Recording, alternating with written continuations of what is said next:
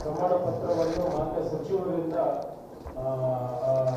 ಒಂದು ಪಾಲಕರಿಗೆ ನೀಡಲಾದ ಸಚಿವರು ನಡೆಸಿಕೊಡಬೇಕು ಎಂದು ಮಾನ್ಯ ಸಚಿವರಿಗೆ ಕೇಳ್ಕೊಂಡು ತಾಯಿ ಹೆಸರನ್ನ ಇದು ಏನು ಇಡ್ಬೇಕಂತ ಮಾಡಿ ಯೋಚನೆ ಮಾಡ್ತಾ ಇದ್ದಾರೆ ಸರ್. ತೊಟ್ಟಿಲ್ದಾಗ ಹಾಕಿದ್ಮೇಲೆ ಅಮ್ಮ ಮೊಮ್ಮಗಳ ಜನ್ಮ ಪ್ರಮಾಣ ಪತ್ರ ನಿನಗೆ ಮೊದಲಕ್ಕೆ ನಾವು ಪಂಚಾಯತಿಯಿಂದ ಕೊಡ್ತಾ ಇದ್ದೀವಿ. ಹುಲ್ಕೋಟೆಗ ಮೊದಲೇ ಪ್ರಮಾಣ ಪತ್ರ ನಿನ್ನ ಮೊಮ್ಮಗದು ಕೊಡ್ತಾ ಇದ್ದೀವಿ. ಈ ಜಿಲ್ಲೆಯಲ್ಲಿ ಫಸ್ಟ್ ಸರ್. ತಗೊಮ್ಮ ಜಿಲ್ಲಾದೊಳಗೆ ಒಂದೇದು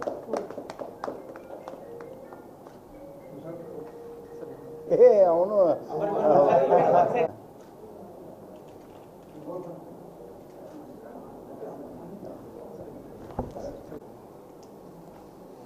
ನಿನ್ನ ಹುಟ್ಟಿದೆ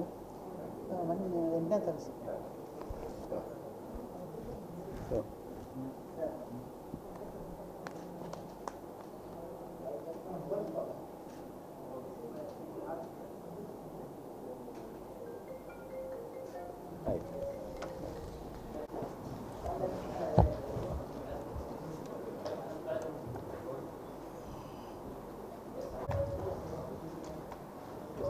ಇದು ಅಷ್ಟೇ.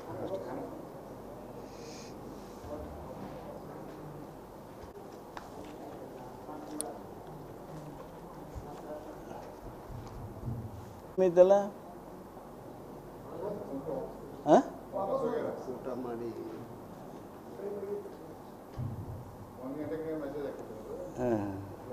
ಇಲ್ಲ ಅದನ್ನ ಪ್ರಗತಿ ಪರಿಶೀಲನೆ ಜೊತೆಗೆ ನಮ್ಮ ನೂತನವಾಗಿ ಬಂದಂಥ ಜಿಲ್ಲಾಧಿಕಾರಿಗಳು ಹಾಗೂ ಇತರ ಹೊಸದಾಗಿ ಬಂದಂಥ ಅಧಿಕಾರಿಗಳ ಜೊತೆಗೆ ಸಭೆ ನಡೆಸಿದೆ. ಇದನ್ನು ವಾಡಿಕೆಯಂತೆ ಹೊಸ ಆರ್ಥಿಕ ವರ್ಷ ಪ್ರಾರಂಭ ಆದ ಕೂಡಲೇ ನಾವು ಮಾಡಬೇಕಾಗಿತ್ತು. ಆದರೆ ಚುನಾವಣಾ ಸಂಹಿತೆ ಬಂದಿರುವಂಥ ಕಾರಣಕ್ಕಾಗಿ ಹಾಗೂ ಮುಂದುವರೆದು ಕೆಲವು ಬೆಳವಣಿಗೆ ಹಿನ್ನೆಲೆಯೊಳಗೆ ಸ್ವಲ್ಪ ವಿಳಂಬವಾಗೋದು ತಾಂತ್ರಿಕವಾಗಿ ಅನಿವಾರ್ಯವೇ ಆಗಿತ್ತು. ಆ ಕಾರಣ ಇವತ್ತು ಈ ಸಭೆಯನ್ನು ನಡೆಸೋದರ ಮೂಲಕ ಒಂದು ಸ್ಪಷ್ಟವಾದ ನಮ್ಮ ಸರ್ಕಾರದ ಬದ್ಧತೆಯನ್ನು ಎಲ್ಲ ಅಧಿಕಾರಿಗಳಿಗೆ ತಿಳಿಸಲಾಗಿದೆ. ಜಿಲ್ಲಾ ಆಡಳಿತ ಪಾರದರ್ಶಕವಾಗಿರಬೇಕು, ದಕ್ಷತೆಯಿಂದ ಕೂಡಿರಬೇಕು, ಜನಪರವಾಗಿರಬೇಕು, ಜನಸ್ನೇಹಿಯಾಗಿರಬೇಕು. ಪ್ರಭುವಿನತ್ತ ಪ್ರಭುತ್ವ ಹೋಗಬೇಕೇ ಹೊರತು ಪ್ರಭುತ್ವದತ್ತ ಪ್ರಭು ಬರುವಂಥದ್ದು ಮಾತ್ರ ಆಗಲೇಬಾರ್ದು. ಅಧಿಕಾರಿಗಳಿಗೆ, ಎಲ್ಲ ಮಟ್ಟದ ಅಧಿಕಾರಿಗಳಿಗೆ, ಯಾರೇ ನಾಗರಿಕ ಬಂದರೂ ಆ ನಾಗರಿಕ ಅತ್ಯಂತ ಗೌರವಾನ್ವಿತವಾಗಿ ಅವನ್ನ ಕಾಣಬೇಕು. ಆ ನಾಗರಿಕನನ್ನು ಅವನ್ನ ಕೂಡಿಸೇ ಮಾತಾಡಬೇಕು. ಅವ ನಿಮ್ಮ ಕರೆಗೆ, ನಿಮ್ಮ ವಿನಂತಿಗೆ ಕೂಡದೆ ಹೋದರೆ, ಕೆಲವು ಮುಗ್ಧರದಾರ ನಮ್ಮ ಸಮಾಜದೊಳಗಿನ್ನೂ, ನೀವು ಎಷ್ಟು ಕೂಡ್ರಂದ್ರೂ ಕೂಡಿರೋದಿಲ್ಲ. ಅದು ನಮಗೆ ಎಲ್ ಬಿ ಆಗಬಾರ್ದು, ಅದು ಕಾರಣ ಆಗಬಾರ್ದು. ಅವ ನಿಂತ ಮಾತಾಡ್ತೀನಿ ಅಂದ್ರೆ ಯಾರು ಅಧಿಕಾರದಲ್ಲಿರೋರ್ದಾರ, ಅವಕಾಶದಲ್ಲಿರೋರ್ದಾರ, ಅವರು ಎದ್ದು ನಿಂತ ಅವನು ಕೂಡ ಮಾತಾಡಬೇಕು ಅನ್ನುವಂಥ ನನ್ನ ಅನಿಸಿಕೆಯನ್ನು ಈ ರೀತಿ ನಾವು ನಾಗರಿಕರ ಜೊತೆಗೆ ವ್ಯವಹರಿಸಬೇಕು, ಗೌರವಾನ್ವಿತ ವ್ಯವಹರಿಸುವಿಕೆ ಅಂದರೆ ಇದು ಅನ್ನುವಂಥದ್ದನ್ನು ತಿಳಿಸಲಾಗಿದೆ. ಎರಡನೇದ್ದು ಅತ್ಯಂತ ಮಹತ್ವದ್ದು ಅಂದರೆ ನಿಮಗೆಲ್ಲರಿಗೂ ಗೊತ್ತಿದೆ, ನಮ್ಮ ಜಿಲ್ಲೆ ಈ ಆಫೀಸ್ ಮಾಡೋದ್ರೊಳಗೆ ವಿ ಆರ್ ನಂಬರ್ 1 ಜಿಲ್ಲಾ ಮಟ್ಟದಲ್ಲಿ, ಜಿಲ್ಲಾ ಪಂಚಾಯಿತಿ ಕಚೇರಿ ಒಳಗೆ, ಜಿಲ್ಲಾಧಿಕಾರಿಗಳ ಕಚೇರಿ ಒಳಗೆ. ಆದರೆ ಜಿಲ್ಲಾ ಮಟ್ಟದ ಅಧಿಕಾರಿಗಳೇನಿದಾರ ಆ ಎಲ್ಲ ಅಧಿಕಾರಿಗಳು ಈ ಆಫೀಸನ್ನು ಪ್ರಾರಂಭ ಮಾಡಿರಲಿಲ್ಲ. ನೀರು ಕೊಡು. ಜಿಲ್ಲಾ ಮಟ್ಟದ ಈ ಆಫೀಸನ್ನು ಜಿಲ್ಲಾ ಮಟ್ಟದಲ್ಲಿ ಈ ಆಫೀಸ್ ಪ್ರಾರಂಭಿಸಿರಲಿಲ್ಲ. ಇವತ್ತು ನಿರ್ಣಯ ಮಾಡಿದ್ದೇವೆ, ಆಗಸ್ಟ್ 12ರ ಒಳಗಾಗಿ ಜಿಲ್ಲಾ ಮಟ್ಟದ ಅಧಿಕಾರಿಗಳು ಈ ಆಫೀಸ್ ಪ್ರಾರಂಭಿಸಬೇಕು. ಕಡತಗಳೆಲ್ಲ ಎಲೆಕ್ಟ್ರಾನಿಕ್ ಫೈಲ್ ಮೂಮೆಂಟ್ ಮುಖಾಂತರ ಅವುಗಳ ಚಲನವಲನ ಆಗಬೇಕು. ಅಲ್ಲಿವರೆಗೆ ಜಿಲ್ಲಾಧಿಕಾರಿಗಳು, ಸಿ ಇ ಅವರು ಅವರಿಗೆ ಅಗತ್ಯ ಇರತಕ್ಕಂಥ ಅದು ಟ್ರೈನಿಂಗ್ ಇರ್ಬೋದು, ಅವರಿಗೆ ಸೌಲಭ್ಯಗಳನ್ನು ಒದಗಿಸೋದಿರ್ಬೋದು, ಇತರ ವ್ಯವಸ್ಥೆಯನ್ನು ಮಾಡೋದಿರ್ಬೋದು, ಅದನ್ನೆಲ್ಲ ಮಾಡಿ ಅವರನ್ನು ಈ ಆಫೀಸ್ ಮಾಡೋದಕ್ಕೆ, ಈ ಫೈಲ್ ಮೂಮೆಂಟ್ಸ್ ಮಾಡೋದಕ್ಕೆ ಸುನಿಶ್ಚಿತಗೊಳಿಸಬೇಕು ಅನ್ನುವಂಥ ಸೂಚನೆಯನ್ನು ನೀಡಿದ್ದೇನೆ.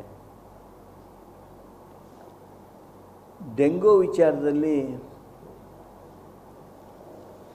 ತಮ್ಮೆಲ್ಲರಿಗೆ ಕೆಲವು ಸಂದರ್ಭದಲ್ಲಿ ತಪ್ಪು ಮಾಹಿತಿಗಳು ರವಾನೆ ಆಗ್ತಾವೆ.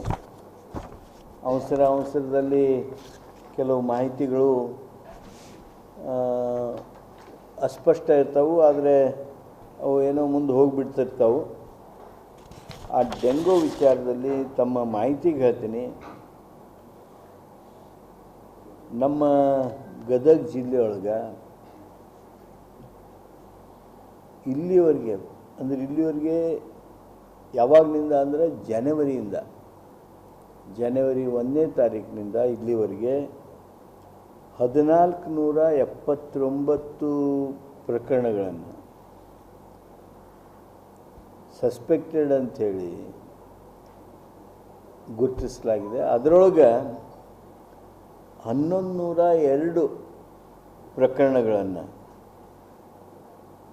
ಟೆಸ್ಟ್ ಮಾಡ್ಯಾರ. ಅದರೊಳಗೆ 70 ಪಾಸಿಟಿವ್. ಇದು ಜನವರಿಯಿಂದ, ದಯಮಾಡಿ ತಾವು ಅರ್ಥೈಸ್ಕೊಳ್ಳಿ, ಜನವರಿಯಿಂದ ಇಲ್ಲಿವರೆಗೆ ಜುಲೈ 11ನೇ ತಾರೀಕಿನವರೆಗೆ 10ನೇ ತಾರೀಕಿನವರೆಗೆ ಫಾರ್ ಲಾಸ್ಟ್ 6 months 1479. ಅದರೊಳಗೆ 1102 ಟೆಸ್ಟೆಡ್, 70 ಆರ್ ಪ್ರೂವ್ಡ್ ಪಾಸಿಟಿವ್. ಅದರೊಳಗೆ 49 ದೇ ಅಂಡರ್ವೆಂಟ್ ಟ್ರೀಟ್ಮೆಂಟ್. ಈಗ 32 ಜನರಿಗೆ ಜಿಮ್ಸ್ದಲ್ಲಿ ಟ್ರೀಟ್ಮೆಂಟ್ ನಡೆದಿದೆ, 32 ಜನರಿಗೆ.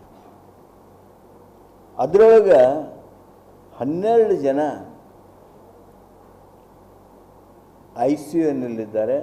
ಆ 12 ಮಂದಿಯೊಳಗೆ 2 ವೆಂಟಿಲೇಟರ್ ಮೇಲೆ ಅದಾರ. ಅವರು ಸಹಿತ ಈಗ ವೆಂಟಿಲೇಟರ್ನಿಂದ ಹೊರಗೆ ಬಂದು ಎಲ್ಲರೂ ಏನೂ ಜೀವಕ್ಕೆ ಬೆದರಿಕೆ ಇಲ್ಲ. ಇದು ವಾಸ್ತುಸ್ಥಿತಿ. ನಮ್ಮಲ್ಲಿ ಒಂದು ಸಾವಾಗಿದ್ದು ನಿಜ, but that is also not proved positive till now. It is not confirmed positive. ನಿನ್ನೇನು ಸಾವಾಯಿತು ಅದು ಮಯೋಕಾರ್ಡಿಯೋಡಿಸ್ ಗ್ಲೋಬಲ್ ಹೈಪೋಕೈನೆಸಿಯಾ ಇದನ್ನು ಅವರು ಇದನ್ನು ಮಾಡ್ತಾರೆ. ನಿನ್ನೆದು ಡೆಂಗು ಅಲ್ಲ ಅನ್ನೋದನ್ನು it has not been proved positive. ಆದ್ದರಿಂದ ಆ ಮಾಹಿತಿಯನ್ನು ನಾನು ನಿಮಗೆ ಸರಿಯಾದ ಮಾಹಿತಿಯನ್ನು ನಿಮಗೆ ಕೊಡೋದಕ್ಕೆ ಬಯಸ್ತಾ ಇದ್ದೇನೆ. ಸ್ನೇಹಿತರೆ, ನಮ್ಮ ಜಿಲ್ಲೆಯೊಳಗೆ ಸಕಾಲ ಪರಿಣಾಮಕಾರಿಯಾಗಿ ನಡೆಯೋದಕ್ಕೆ ಏನೆಲ್ಲ ಕ್ರಮಗಳು ಬೇಕೋ ಆ ಕ್ರಮಗಳನ್ನು ತೆಗೆದುಕೊಳ್ಳೋದಕ್ಕೆ ಸಿದ್ಧತೆಯನ್ನು ಮಾಡಿಕೊಂಡಿದ್ದೇವೆ. ಭಾಳ ಕಡಿಮೆ ಪ್ರಮಾಣದ ಪೆಂಡೆನ್ಸಿ ಇವೆ. 500 ಚಿಲ್ಲರ ಮೈನಾರಿಟಿ ಡಿಪಾರ್ಟ್ಮೆಂಟ್ನಲ್ಲಿ ಈ ಸ್ಕೂಲ್ ಅಡ್ಮಿಷನ್ಸ್ಗೆ ಅದು ಪೆಂಡೆನ್ಸಿ ಇದ್ವು.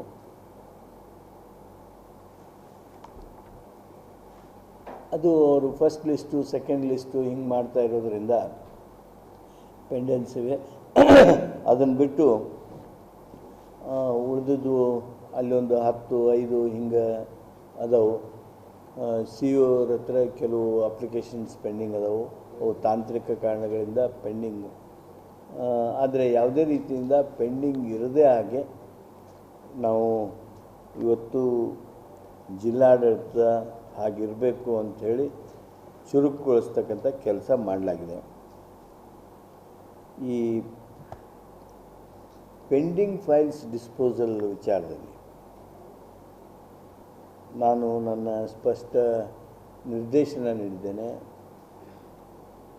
ಅಕ್ಟೋಬರ್ 2 ಒಳಗಾಗಿ ಅವರ್ ಪೆಂಡೆನ್ಸಿ ಶುಡ್ ಬಿಕಮ್ 0. ಯಾವ ಡಿಪಾರ್ಟ್ಮೆಂಟ್ನೊಳಗೂ ಯಾವ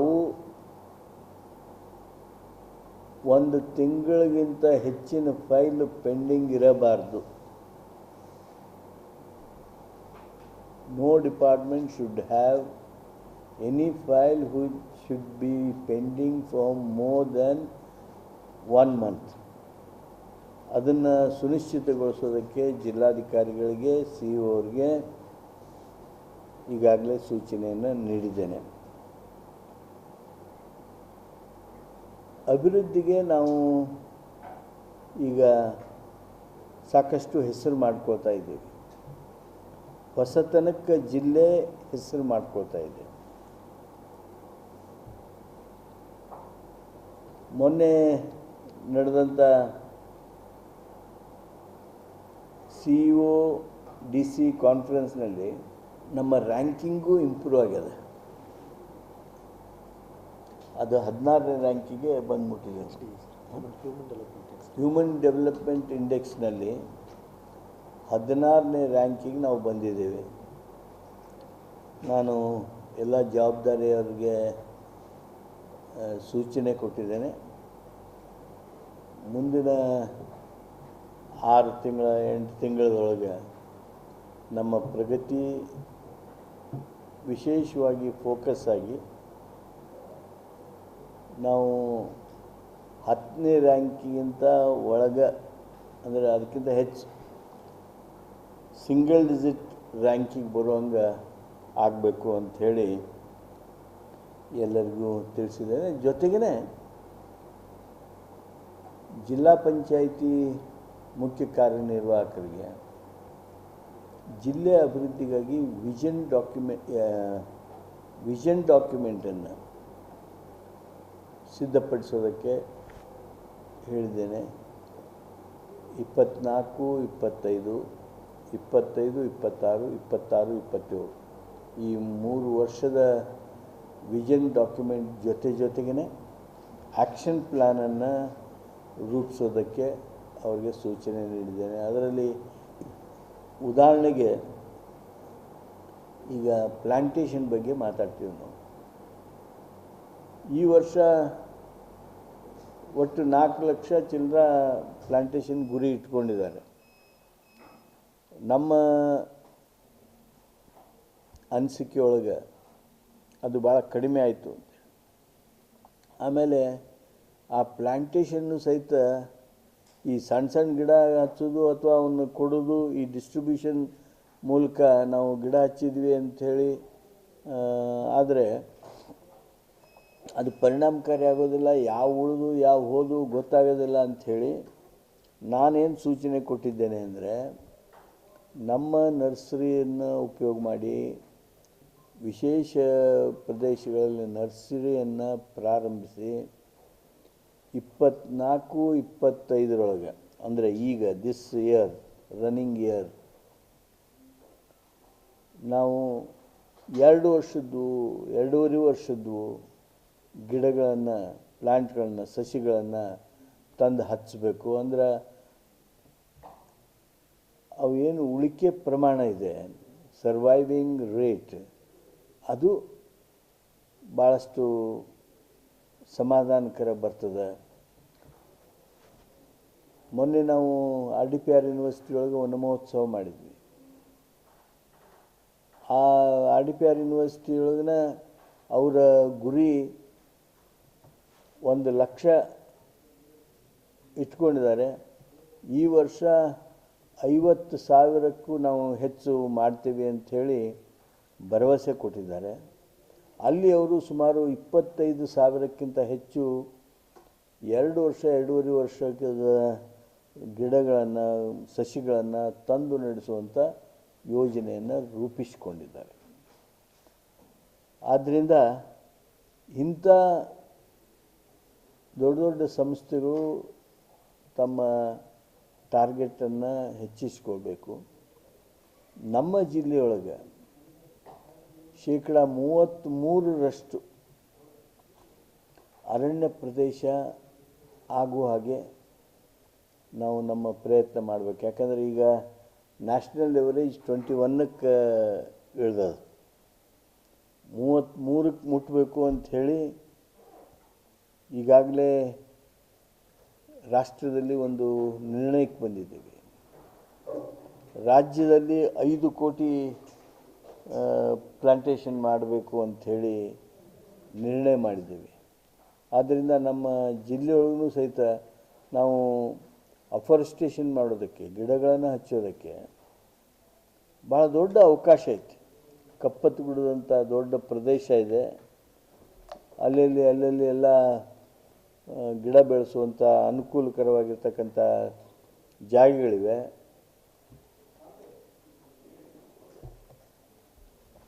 ಆದ್ದರಿಂದ ವಿಶೇಷ ಅರಣ್ಯ ಬೆಳೆಸುವಿಕೆಯಲ್ಲಿ ಒತ್ತು ಕೊಡಲಾಗ್ತಾ ಇದೆ.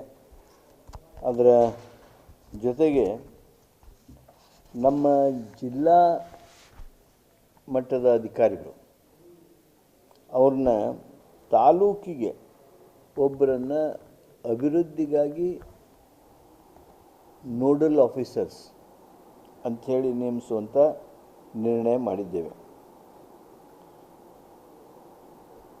ಈ ಜಿಲ್ಲಾ ಆಫೀಸರ್ಸ್ ಏನದಾರ ಅವರು ಪ್ರವಾಸ ಮಾಡ್ತಾರೆ, ಇನ್ಸ್ಪೆಕ್ಷನ್ಗೆ ಹೋಗ್ತಾರೆ. ಅವ್ರದ್ದು ಡೈರಿ ಏನೈತಿ, ಅವ್ರದ್ದು ಟೂರ್ ಡೈರಿ, ಅದನ್ನು ವೆಬ್ಸೈಟ್ ಮೇಲೆ ಹಾಕಬೇಕು ಅಂಥೇಳಿ ಸೂಚನೆಯನ್ನು ಕೊಡಲಾಗಿದೆ. ಜನತಾ ದರ್ಶನದೊಳಗೆ ಯಾವರ ಕೇಸಸ್ಸು, ಅಪ್ಲಿಕೇಶನ್ಸ್ ಇನ್ನೂ ಪೆಂಡಿಂಗ್ ಇದ್ದರೆ ಆ ಪೆಂಡಿಂಗ್ ಇರ್ತಕ್ಕಂಥದ್ದನ್ನು ಗಮನಿಸಿ. ಇಲ್ಲ ಅವು 4, 5, 1, 2 ಅದಾವು, ತಾಂತ್ರಿಕ ತೊಂದರೆ ಅದಾವು, ಏನೇ ಇದ್ರೂ ಸಹಿತ ಬಗೆಹರಿಸಿ 0 ಲೆವೆಲಿಗೆ ತರೋದಕ್ಕೆ ಪ್ರಯತ್ನ ಮಾಡಬೇಕು ಅಂಥೇಳಿ ಸೂಚನೆಯನ್ನು ನೀಡಿದ್ದೇವೆ. ರೆವಿನ್ಯೂ ಕೇಸಸ್ದಲ್ಲಂತೂ ನಾವು ಬಹುಶಃ we are the best perhaps in the state. Tahsildar ಹತ್ರ ಇರಲಿ, ಎ ಸಿ ಅವ್ರ ಹತ್ರ ಇರಲಿ, ಎಲ್ಲ ಸಿಂಗಲ್ ಡಿಜಿಟ್ ಕೇಸಸ್ ಈಗ. ನಮ್ಮ ಗದಗ ಇದು ಅಸಿಸ್ಟೆಂಟ್ ಕಮಿಷನರ್ ಹತ್ರ ಓನ್ಲಿ 4 ಪೆಂಡಿಂಗ್ ಕೇಸಸ್. ತಹಶೀಲ್ದಾರ್ ಹತ್ರ ಸಿಂಗಲ್ ಡಿಜಿಟ್ ಕೇಸಸ್. ಜೊತೆಗೆ ಈ ಎಕ್ಸಿಡೆಂಟ್ಸ್ ಏನು ಆಗ್ತಿರ್ತಾವಲ್ಲ, ನಮ್ಮ ಜಿಲ್ಲೆಯೊಳಗೂ ಕೆಲವು ಎಕ್ಸಿಡೆಂಟ್ ಪ್ರೋನ್ ಪ್ಲೇಸಸ್ ಅದಾವು. ಆ ಒಂದು ಸ್ಥಳಗಳನ್ನು ಗಮನದಲ್ಲಿರಿಸ್ಕೊಂಡು ಪ್ರಿವೆನ್ಷನ್ ಆಫ್ ಎಕ್ಸಿಡೆಂಟ್ಸ್ ಸಲುವಾಗಿ ನ್ಯಾಷನಲ್ ಹೈವೇ, ಸ್ಟೇಟ್ ಹೈವೇ ಇವರೆಲ್ಲರನ್ನೂ ಕರೆದು ವಿಶೇಷವಾಗಿರ್ತಕ್ಕಂಥ ಸಭೆ ಮಾಡೋದಕ್ಕೆ ನಿರ್ಣಯ ಮಾಡಿದ್ದೇವೆ. ನಮ್ಮ ಜಿಲ್ಲೆಯೊಳಗೆ ನಮ್ಮ ವಿದ್ಯಾರ್ಜನೆಯ ಸಲುವಾಗಿ, ಶಿಕ್ಷಣದ ಸಲುವಾಗಿ ಪ್ರೈಮರಿ ಆ್ಯಂಡ್ ಸೆಕೆಂಡ್ರಿ ಸ್ಕೂಲ್ಗಳೊಳಗೆ, ಗೌರ್ಮೆಂಟ್ ಸ್ಕೂಲ್ಗಳೊಳಗೆ 400 ಕೋಟಿಗಳ ಕೊರತೆ ಇದೆ. 400 ಕೋಟಿಗಳ ಕೊರತೆ ಇದೆ. ಈ 400 ಕೋಟಿಗಳನ್ನು ನಾವು ಇದೇ ವರ್ಷ ಕಟ್ಟಿಸೋದಕ್ಕೆ ಪ್ರಾರಂಭ ಮಾಡಬೇಕು. ಇದು ಎಲ್ಲವೂ ಸರ್ಕಾರದಿಂದ ಮಾತ್ರ ಸಾಧ್ಯ ಆಗೋದಿಲ್ಲ. ಅದು CSR ಫಂಡ್ ಇರ್ಬೋದು, ಅದು ದಾನಿಗಳಿಂದ ಇರ್ಬೋದು, ಸರ್ಕಾರದ ವಿಶೇಷ ಅನುದಾನದಿಂದ ಇರ್ಬೋದು, ಪಬ್ಲಿಕ್ ಸೆಕ್ಟರ್ ಅಂಡರ್ಟೇಕಿಂಗ್ಸ್ ಮುಖಾಂತರ ಇರ್ಬೋದು. ಒಟ್ಟು ಈ 400 ಕೋಟಿಗಳನ್ನು ನಾವು ಪೂರ್ಣಗೊಳಿಸಿದ್ವಿ ಅಂದರೆ ನಮ್ಮ ರಿಕ್ವೈರ್ಮೆಂಟ್ ಏನೈತಿ, ನಮ್ಮ ಬೇಡಿಕೆ ಏನೈತಿ, ಆ ಬೇಡಿಕೆ ಪೂರ್ಣಗೊಳ್ತದೆ. ಆದ್ದರಿಂದ ಈ 400 ಕೋಟಿಗಳ ಕಟ್ಟಿಸುವ ಕೆಲಸ ನವೆಂಬರ್ 1ರಿಂದ ನವೆಂಬರ್ 14ರಿಂದ ಮಕ್ಕಳ ದಿನಾಚರಣೆ ದಿನದಿಂದ ಪ್ರಾರಂಭಿಸಬೇಕು ಅಂಥೇಳಿ ನಿರ್ಣಯಿಸಿದ್ದೇವೆ. ಅದಕ್ಕಾಗಿ ಬೇಕಾಗಿರ್ತಕ್ಕಂಥ ಎಲ್ಲ ಪ್ಲ್ಯಾನ್, ಎಸ್ಟಿಮೇಟ್ಸ್, ಅದಕ್ಕೆ ಬೇಕಾಗಿರ್ತಕ್ಕಂಥ ಹಣವನ್ನು ರೂಢಿಸ್ಕೊಳ್ಳೋದಕ್ಕೆ ಆ ಎಲ್ಲ ಕಾರ್ಯಕ್ರಮವನ್ನು ಪ್ರಾರಂಭ ಮಾಡ್ತೀವಿ.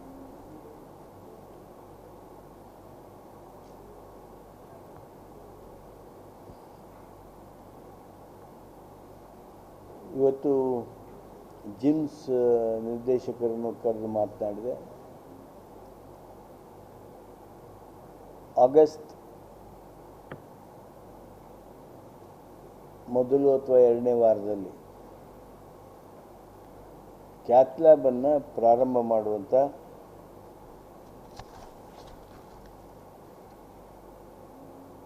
ವ್ಯವಸ್ಥೆ ಮಾಡಿಕೊಳ್ಳೋದಕ್ಕೆ ಸೂಚನೆಯನ್ನು ನೀಡಿದ್ದೇವೆ.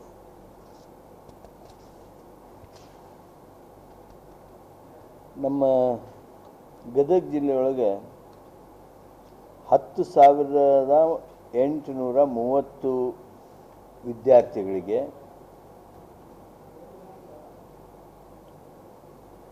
ಸ್ಕಾಲರ್ಶಿಪ್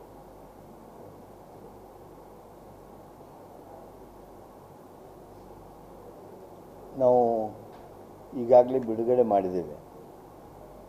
ಇನ್ನೂ 2,430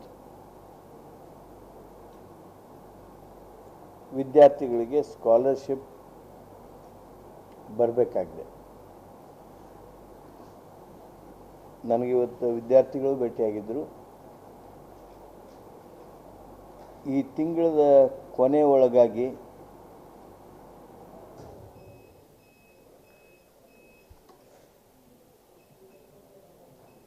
ವಿದ್ಯಾರ್ಥಿಗಳಿಗೆ ಸ್ಕಾಲರ್ಶಿಪ್ ತಲುಪಿಸುವ ಮುಟ್ಟುವಂಥ ಪ್ರಯತ್ನ ಮಾಡ್ತೀನಿ ಅಂಥೇಳಿ ಅವ್ರಿಗೆ ಭರವಸೆ ಕೊಟ್ಟಿದ್ದೇನೆ. ಸ್ನೇಹಿತರೆ, ಪ್ರವಾಸೋದ್ಯಮ ಕ್ಷೇತ್ರಕ್ಕೆ ನಾನು ಬರೋಕ್ಕಿಂತ ಮೊದಲು ನಿಮಗೆಲ್ಲರಿಗೆ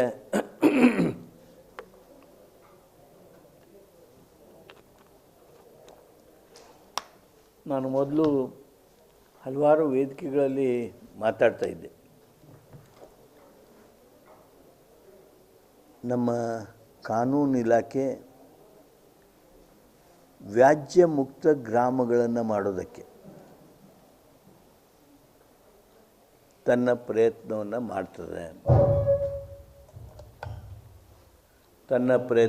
ಮಾಡ್ತದೆ. ಮೊನ್ನೆ 4ನೇ ತಾರೀಕಿಗೆ ನಡೆದಂಥ ಕ್ಯಾಬಿನೆಟ್ನೊಳಗೆ ಕಾನೂನು ನೀತಿಯನ್ನು ನಾವು ಈಗಾಗಲೇ ರಾಜ್ಯ ಸಚಿವ ಸಂಪುಟ ಒಪ್ಪಿಗೆ ನೀಡಿದೆ. ಅದರಲ್ಲಿ ಹಲವಾರು ಮಹತ್ವದ ವಿಚಾರಗಳಿದಾವು.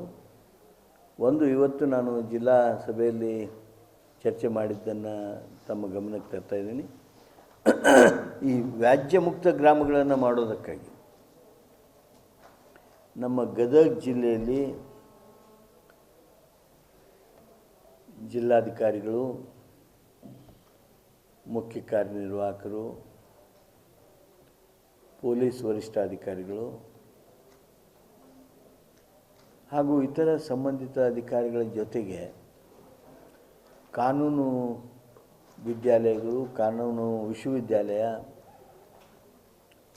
Bar association, judicial officers, legal aid society ಇವರೆಲ್ಲರದ್ದು ಸಹಕಾರ ತೆಗೆದುಕೊಂಡು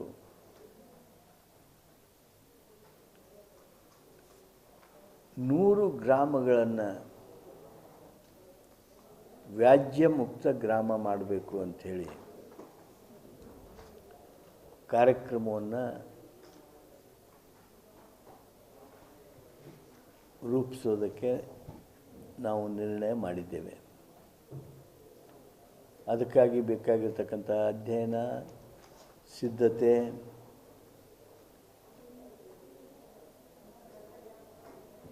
ಮಾಡಿಕೊಳ್ಳೋದಕ್ಕೆ ಅಧಿಕಾರಿಗಳಿಗೆ ಸೂಚನೆ ನೀಡಿದ್ದೇನೆ. ಇದು ಅಧಿಕಾರಿಗಳಿಂದ ಮಾತ್ರ ಸಾಧ್ಯವಾಗೋದಲ್ಲ, ಸರ್ಕಾರದಿಂದ ಮಾತ್ರ ಸಾಧ್ಯವಾಗೋದಲ್ಲ. ಸಮಾಜ ತನ್ನ ಪೂರ್ಣ ಪ್ರಮಾಣದ ಇಚ್ಛಾಶಕ್ತಿಯನ್ನು ನಮ್ಮ ಗ್ರಾಮಗಳನ್ನು ವ್ಯಾಜ್ಯಗಳಿಂದ ಮುಕ್ತ ಮಾಡಬೇಕು. ವ್ಯಾಜ್ಯ ಇಲ್ಲದ ಪ್ರದೇಶದೊಳಗೆ ಅಭಿವೃದ್ಧಿ ಭಾಳ ಹಗುರ ಸಾಧ್ಯ, ಭಾಳ ಸರಳ. ಈ ಅನವಶ್ಯಕ ಪ್ರತಿಷ್ಠೆ, ಹಾವ, ಜಗಳ ಇವುಗಳಿಂದಾಗಿ ನಮ್ಮ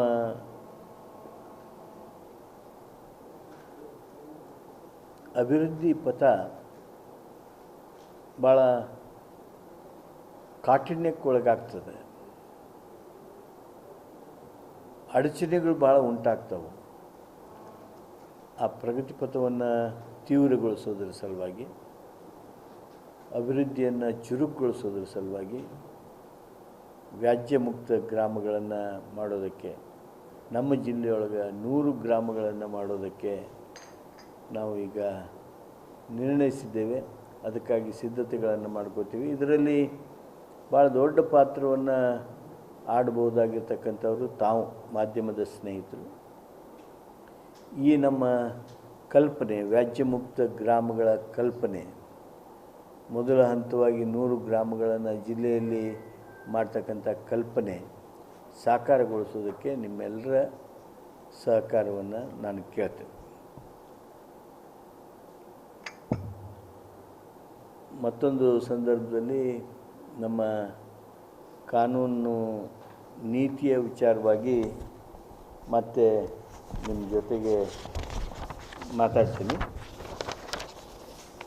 ಪ್ರವಾಸೋದ್ಯಮದ ಕ್ಷೇತ್ರದೊಳಗೆ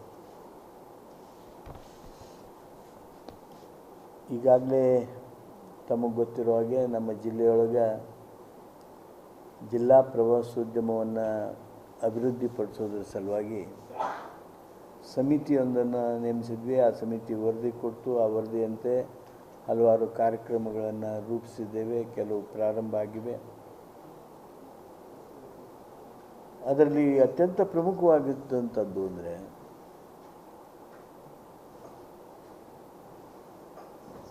ಕಪ್ಪತ್ತಗುಡ್ಡ ಪ್ರದೇಶವನ್ನು ಪ್ರವಾಸೋದ್ಯಮ ದೃಷ್ಟಿಯಿಂದ ಒಂದು ಆಕರ್ಷಣೀಯ ತಾಣವನ್ನಾಗಿ ಮಾಡೋದಕ್ಕೆ ನಿರ್ಣಯಿಸಿದ್ದೇವೆ. ಅದಕ್ಕೆ ಬೇಕಾಗಿರ್ತಕ್ಕಂಥ ಹಣಕಾಸಿನ ವ್ಯವಸ್ಥೆಯನ್ನು ಪ್ರಥಮ ಹಂತವಾಗಿ ರಾಜ್ಯ ಸರ್ಕಾರ, ಟೂರಿಸಂ ಇಲಾಖೆ, ಪೊಲ್ಯೂಷನ್ ಕಂಟ್ರೋಲ್ ಬೋರ್ಡ್ ಹಾಗೂ ಇತರ ಸಂಬಂಧಿತ ಸಂಸ್ಥೆಗಳ ಮೂಲಕ ಹಣಕಾಸು ಒದಗಿಸಲಾಗ್ತದೆ. ನಿಮ್ಮೆಲ್ಲರಿಗೆ ಸ್ವಲ್ಪ ಮಟ್ಟಿನ ಆಶ್ಚರ್ಯನೂ ಆಗ್ಬೋದು, ಸಂತೋಷನೂ ಆಗ್ಬೋದು. ನಮ್ಮ ಬಿಂಕದಕಟ್ಟಿ ಝೂ ಏನಿದೆ, ಬಿಂಕದಕಟ್ಟಿ ಝೂ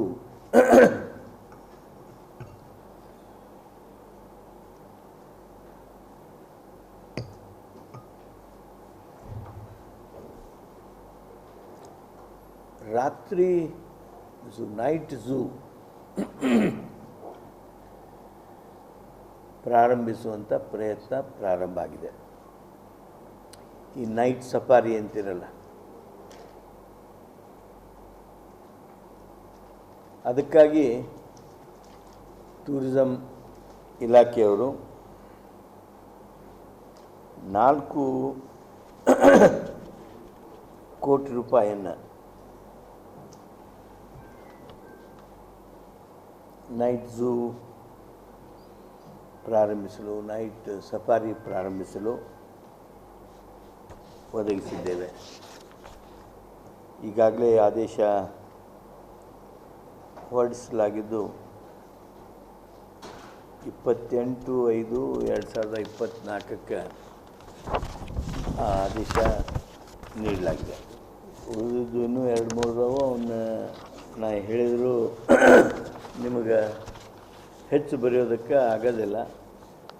ಹೈಕೋರ್ಟ್ ಏನು ನಿರ್ಣಯ ಮಾಡಿದೆ ಆ ಹಿನ್ನೆಲೆಯೊಳಗೆ, ಆಮೇಲೆ ಏನು ತಜ್ಞರ ಸಮಿತಿ ಈಗಾಗಲೇ ಅರಣ್ಯ ಇಲಾಖೆಯವರು ಮಾಡಿದ್ದಾರೆ, ಆ ಒಂದು ನಾರ್ಮ್ಸ್ ಪ್ರಕಾರ ನಾವು ಮುಂದೆ ಹೋಗ್ತೀವಿ. ಅವು ಇಂಡಿವಿಜುವಲ್ ಕೇಸಸ್ನೊಳಗೆ ಏನು ನೋಟಿಸ್ ಕೊಟ್ಟಿದ್ದಾರೆ ಅದನ್ನು ಚರ್ಚೆ ಮಾಡುವಂಥ ವಸ್ತು ಅಲ್ಲ. ಆದಷ್ಟು ಬೇಗ ಈ ತ್ಯಾಜ್ಯ ವಿಲೇವಾರಿ ಮಾಡೋದಕ್ಕೆ, ಏಕೆಂದರೆ ಈ ಮಳೆ ಆಗೋದಕ್ಕೆ ಈಗಾಗಲೇ ಪ್ರಾರಂಭ ಆಗಿದೆ ಅನ್ಸುತ್ತೆ. ಈಗಾಗಲೇ ವ್ಯವಸ್ಥೆಗಳನ್ನು ಮಾಡ್ಕೋಬೇಕಾಗಿತ್ತು. ನಾನು ಸಂಬಂಧಿತ ಅಧಿಕಾರಿಗಳಿಗೆ ಹಾಗೂ ಜಿಲ್ಲಾಧಿಕಾರಿಗಳಿಗೆ ಸೂಚನೆ ನೀಡ್ತೀನಿ. ವಿಶೇಷವಾಗಿ ನಮ್ಮದೇನು ರಾಜಕಾಲುವೆ ಐತಲ್ಲ, ಇದು ಇಲ್ಲಿಂದ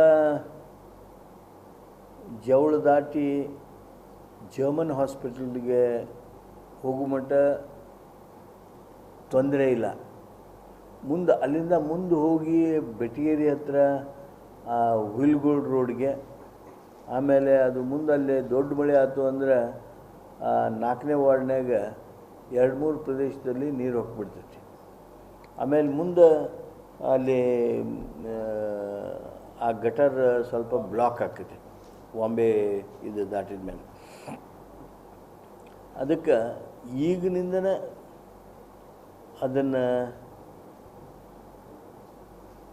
ಅಡ್ಡಿಗಳನ್ನು ದೂರ ಮಾಡೋದು ಹಾಗೂ ಸ್ವಚ್ಛಗೊಳಿಸೋದು, ಅಗತ್ಯ ಇದ್ದಲ್ಲಿ ತಕ್ಷಣದ ರಿಪೇರಿಗಳನ್ನು ಮಾಡೋದಕ್ಕೆ ಸೂಚನೆ ಕೊಡ್ತೀನಿ. ಒಂದು, ಈ ತ್ಯಾಜ್ಯ ವಿಲೇವಾರಿ ಕೆಲಸ ಮಾಡಬೇಕಾದ್ರೆ ಸಿದ್ಧತೆ ಮಾಡಿಕೊಳ್ಬೇಕು. ನಾನು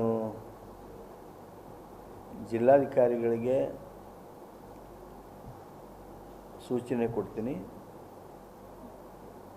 ಮುನ್ಸಿಪಾಲ್ಟಿಯವ್ರನ್ನ ಕರೆದು, ಹೆಲ್ತ್ ಡಿಪಾರ್ಟ್ಮೆಂಟವ್ರನ್ನ ಕರೆದು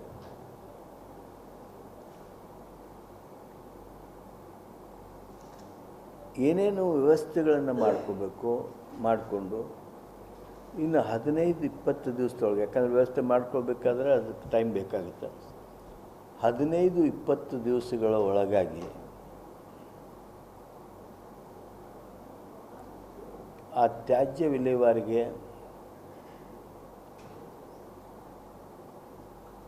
ಕ್ರಮಗಳನ್ನು ಪ್ರಾರಂಭಿಸಬೇಕು. ಕನಿಷ್ಠ ಆಗಸ್ಟ್ 1ರಿಂದ ತ್ಯಾಜ್ಯ ವಿಲೇವಾರಿಗೆ ಹಾಗೂ ಈ ರಾಜಕಾಲುವೆ ರಿಪೇರಿಗೆ ಕ್ರಮ ವಹಿಸೋದಕ್ಕೆ ಸೂಚಿಸ್ತೇನೆ. ಭಾಳ ರಾಂಗ್ ಪ್ರಿಮೈಸಿಸ್ನಲ್ಲಿ ನಾನು I will say bye to our deputy commissioner and CEO, you can ask me political questions. Let them not be here when I interact with you on political questions. Right. ಅಷ್ಟು ಕಠಿಣ ಇದ್ರೂ ನಾವು ಹೆಂಗೆ ನಡ್ಕೊತ ಹೊಂಟೇವೆ ನೋಡ್ರಿ. ಈಗ ಎಷ್ಟು ತಿಂಗಳಾಯಿತು? 99%, 99.26%, 99.7%, Gruha Jyothi 99.27, Gruha Lakshmi 99.27, Gruha Jyothi 99.97. These are our achievements. ನಾನು ನಮ್ಮ ಡಿಸ್ಟ್ರಿಕ್ಟದ ಫಿಗರ್ಸ್ ಹೇಳ್ತಾ ಇದ್ದೀನಿ. ಇಷ್ಟು ಪ್ರಮಾಣದೊಳಗೆ ನಾವೇನು ನಡೆಸ್ತಾ ಇದ್ದೀವಿ ಅದು ಅಭಿವೃದ್ಧಿ ಕೆಲಸಗಳನ್ನು ಕುಂಠಿತ ಆಗಲ್ದಂಗೆ ಮಾಡಬೇಕು ಅಂಥೇಳಿ ನಾವು ಪ್ರಯತ್ನಗಳನ್ನು ಮಾಡ್ತಾ ಇದ್ದೀವಿ. This is one of the revolutionary achievement of government of Karnataka. ಸಿದ್ದರಾಮಯ್ಯನವರು